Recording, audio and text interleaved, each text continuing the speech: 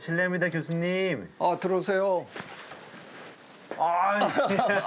아유, 아니. 아이, 진짜 오랜만입니다. 네. 잘 초대해주셔서. 지내시죠? 네.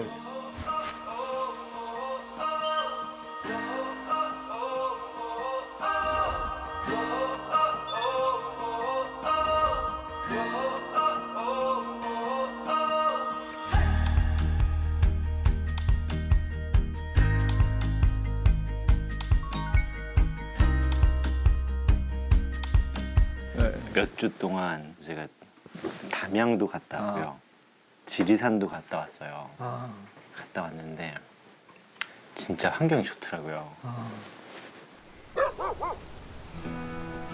근데 거기 가서 보니까 분명히 딱 보면은 쟤는 분명히 서울에 살았으면 문제 있었다, 예민했다. 맨날 층간소음 때문에 엄청 짖어서 민원 10번도 들어왔겠다라고 하는 개들인데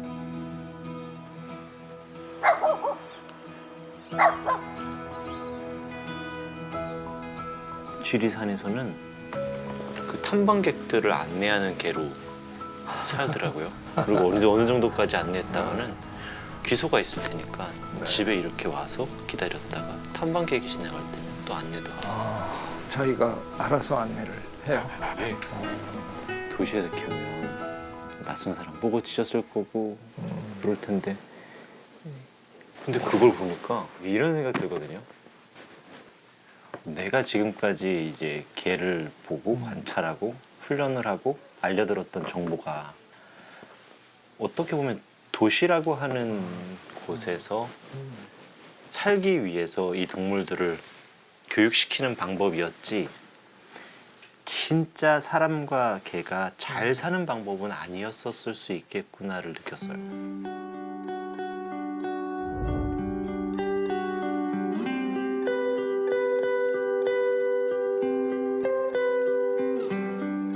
사람이 있는 곳엔 개가 항상 있더라고요. 어디에나, 지구 어디에나. 그래서 환경이 어떻든 간에 열심히 최선을 다해서 최고는 안 될지라도 우리 잘 길러보자라고 항상 응원도 해드리고 그렇게 말을 하는데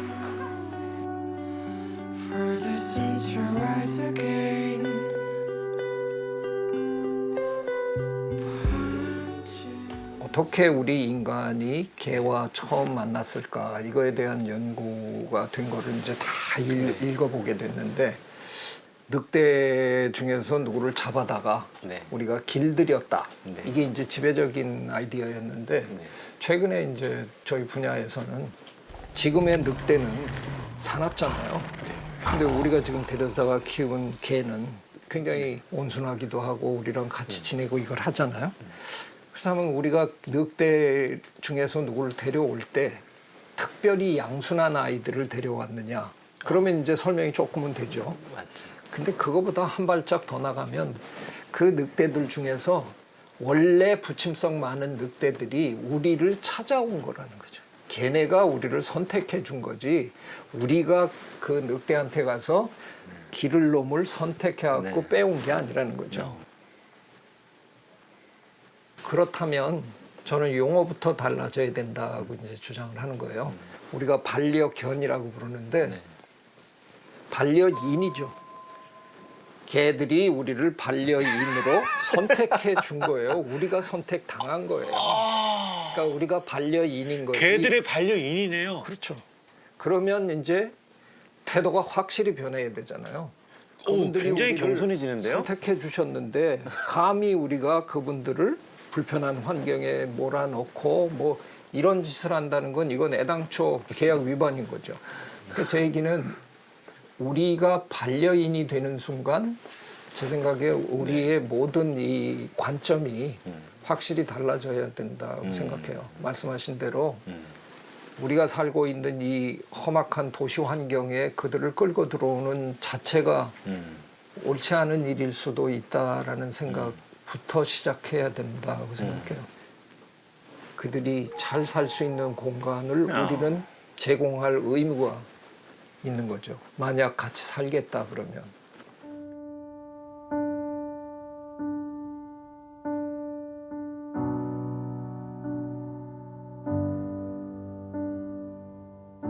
유튜브에 보면 그런 동영상이 하나 있어요. 그 작은 아파트겠죠. 주인이 직장에 나가고 난 다음에 그 반려견 강아지가 하루 종일 뭘 하나 하는 거를 이제 몰래 카메라를 설치해서 쭉. 진짜 현관에 앉아서 하염없이 기다리는 모습이 있거든요. Anywhere I would have followed you.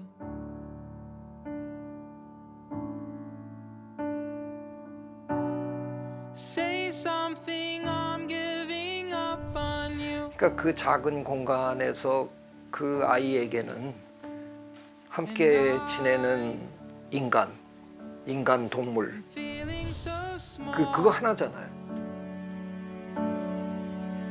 It was over my head. I know nothing 내가 at 없는 all. 시간 내내 그 아이는 나를 정말 목매고 기다린다 하는 걸 생각해 보면 우리가 어떻게 그 아이와 살아가야 될까 하는 거를 조금은 더 진지하게 고민을 해야 되지 않을까. Just starting to crawl. 고민이 되더라고요. 네. 얘네들을 제가 되게 진짜 이거 되게 그런 건데 한 10년, 10년 전에 제가 그 해외에서 같이 이렇게 공부도 좀 하고 했던 그 유럽의 훈련사 분들이 요즘에 저한테 이렇게 SNS 메시지를 보내요. 역겹다고.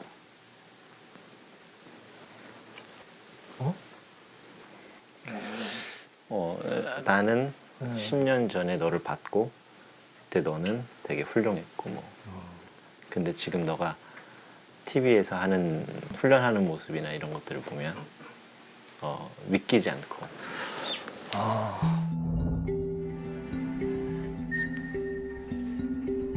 이렇게 안 해도 우리 해결할 수 있어.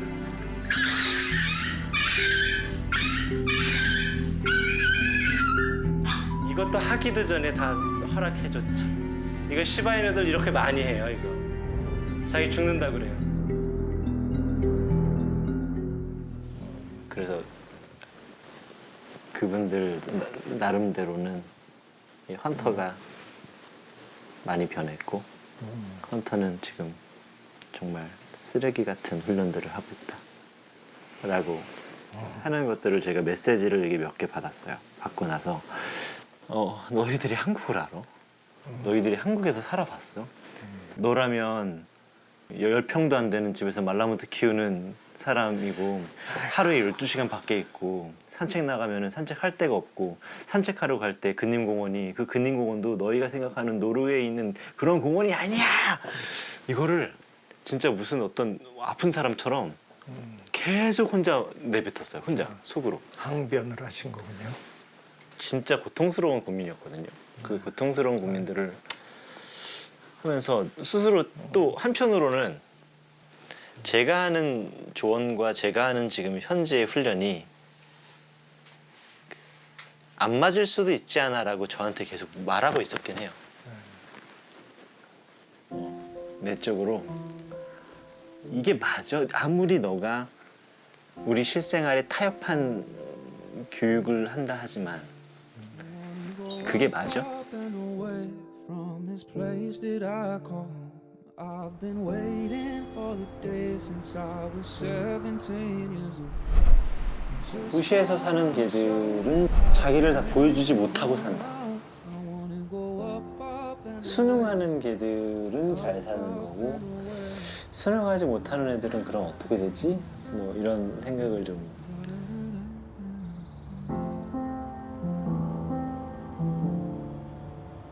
그 도시라는 얄궂은 공간에서 살고 있는 그 많은 강아지들이 훈련사님 덕택에 조금씩 나아지고 있는 거잖아요. 그거를 하기 위해서 뛰어드신 거잖아요. 근데 그걸 하다 보면 사실은 해야 되는 일이잖아요.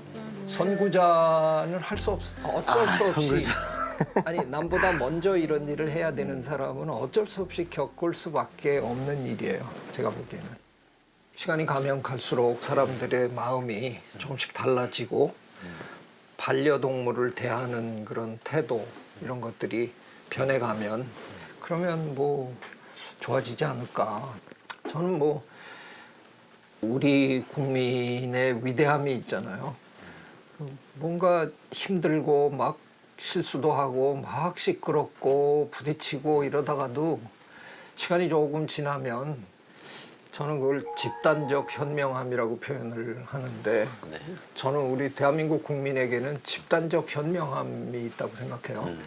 이른바 전문가들을 뭔가 생각을 갖고 있는 사람들의 얘기를 싸우면서도 듣더라고요. 그러니까 우리가 코로나 잘 겪어낸 이유가 그런 전문가들의 얘기를 전 국민이 귀담아 들었잖아요.